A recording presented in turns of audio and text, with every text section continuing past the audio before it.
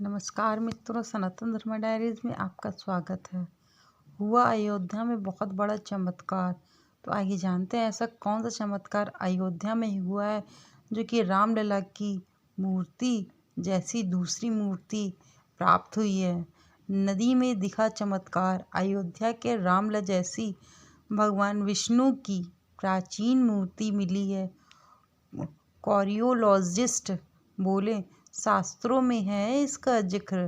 Raichur university में प्राचीन इतिहास और पुरातत्व के लेक्चर डॉक्टर पद्मराज देसाई ने विष्णु की इस मूर्ति के बारे में बताया है कि कृष्णा नदी बेसिन में पाई गई है। इस विष्णु मूर्ति में कई खास विशेषताएं हैं। यह अयोध्या के नवनिर्मित राम मंदिर में हाल ही में प्राचीन प्रतिष्ठा रामलला की मूर्ति से मिलती जुलती है। शास्त्रों में भी इसके बारे में बहुत बार बताया गया है।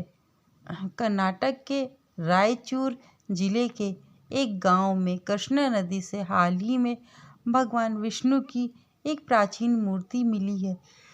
इस मूर्ति की विशेषताएं अयोध्या के रामलला मंदिर में हाल ही में प्राण प्रतिष्ठा हुई रामलला की मूर्ति से मिलती जुलती है।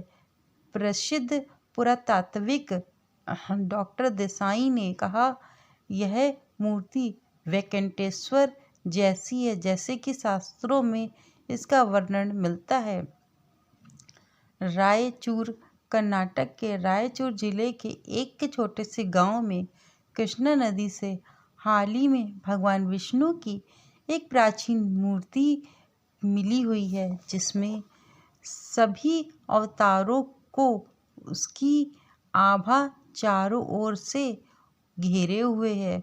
वही इसी मूर्ति के साथ एक प्राचीन शिवलिंग भी मिला हुआ है। सूत्रों ने यह जानकारी देते हुए बताया कि ये मूर्ति तत्व को देखते हुए उल्लेखनीय है कि इस मूर्ति की विशेषताएं अयोध्या के नवनिर्मित राम मंदिर में हाल ही में प्राण प्रतिष्ठा हुई रामलला की मूर्ति से बिल्कुल हूबहू मिलती जुलती है। रायचूर यूनिवर्सिटी में प्राचीन इतिहास और पुरातात्विक के लेक्चर डॉक्टर देसाई ने विष्णु की इस मूर्ति के बारे में बताया कि कृष्णा नदी बेसिन में पाई गई इस विष्णु जी की मूर्ति में कई खास विशेषताएं हैं। उन्होंने कहा कि इसमें भगवान विष्णु के 10 अवतारों का भी उकेर के बनाया हुआ ऐसा लगता है, जैसे वर्तमान में भगवान राम की मूर्ति जो अयोध्या में प्राण प्रतिष्ठा हुई है। 22 जनवरी को अयोध्या में हुई प्राण प्रतिष्ठा से हूबहू बिल्कुल मूर्ति मिलती जुलती है। उन्होंने कहा, इसमें भगवान विष्णु के चारों ओर की आभा मत्स्य कूर्म वराह नरसिम्हा वामन राम परशुराम कृष्ण बुद्धि और कल्कि जैसे अवतारों को दर्शाया गया है।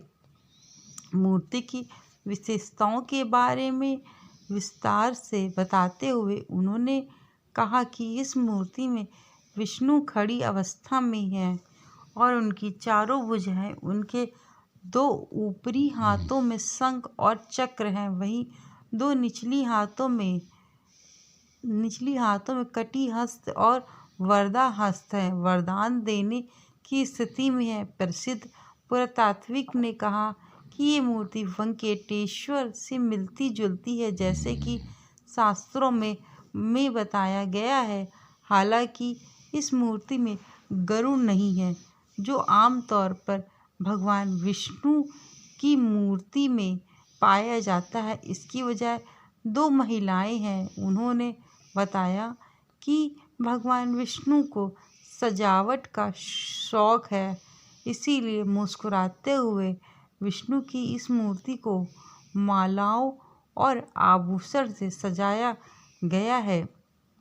डॉक्टर देसाई ने कहा कि ये मूर्ति किसी मंदिर के गर्भगृह की शोभा रही होगी। ऐसा प्रतीत होता है कि मंदिर को नुकसान पहुंचाने के दौरान इसे नदी में फेंक दिया गया। उनका मानना है कि यह मूर्ति 11वीं या 12वीं सदी के आसपास की है, जब मुगल काल में जब बाबर भारत आया था। उस समय भारत में ऐसे बहुत से आक्रमण हुए थे कि मंदिरों को नष्ट किया गया था, ब्राह्मणों की हत्या की गई थी। मंदिर को नष्ट कर करके वहाँ पे मस्जिदों का निर्माण हुआ था, जिसके कारण से यह मूर्ति उसी समय की बताई जा रही है। मंदिरों का नष्ट करके मूर्ति को इधर उधर फेंक देते थे या तोड़ देते थे। इसी कारणवश यह मूर्ति, जो पुरातात्विक विज्ञान के लोग हैं, उन्होंने कहा कि यह मूर्ति करीब 11वीं और 12वीं सदी के आसपास की लगती है, जो कि बहुत ही प्राचीन मूर्ति है।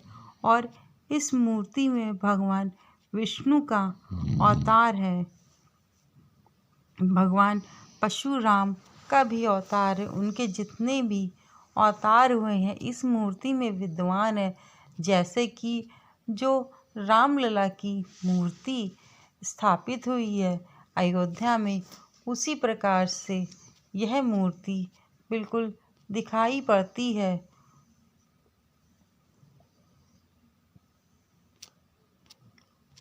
और भी आपको बताएं कि परशुराम मंदिर के विष्णु और बालक राम में कई समानताएं पाई जाती। 18वीं सदी के बीच की स्थापित की गई थी मूर्ति। इस संयोग ही कहोगे कि उत्तरकाशी जनपद के परशुराम मंदिर में स्थापित विष्णु जी की मूर्ति और अयोध्या के रामलला में हाल ही में स्थापित बालक राम की मूर्ति में कई समानताएं हैं। पुरातात्विक विज्ञान के दस्तावेज के मुताबिक परशुराम मंदिर में विष्णु जी की यह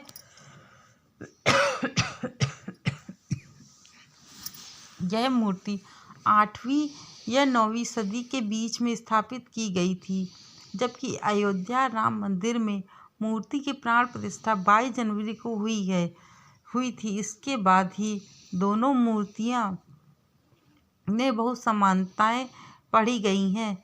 क्या पढ़ा? इस स्थान का नाम सौम्य काशी है।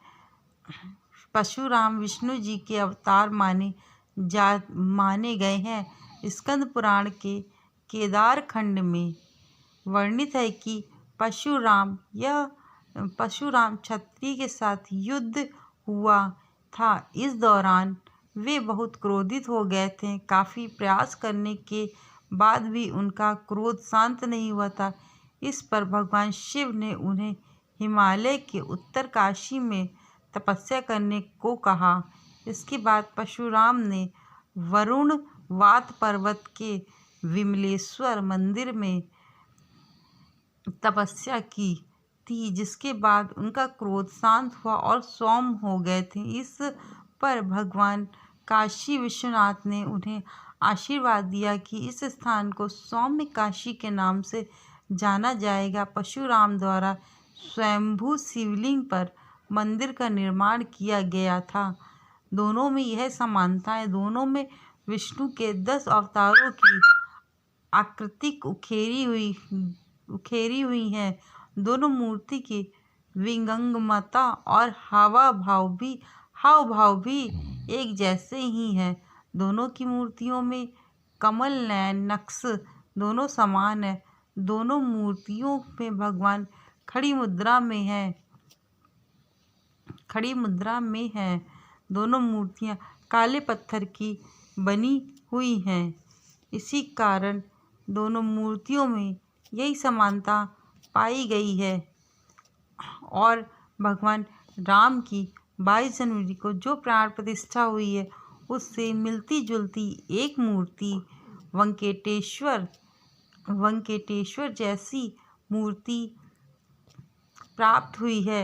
यह कर्नाटक के कृष्णा नदी में मूर्ति प्राप्त हुई है।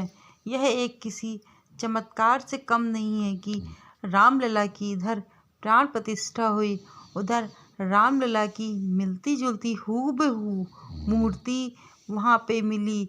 इसका मतलब यही है कि भगवान विष्णु अपने अवतार में अवतरित हो गए हैं और भगवान राम का आशीर्वाद पूरी भारत की देश भूमि पर है।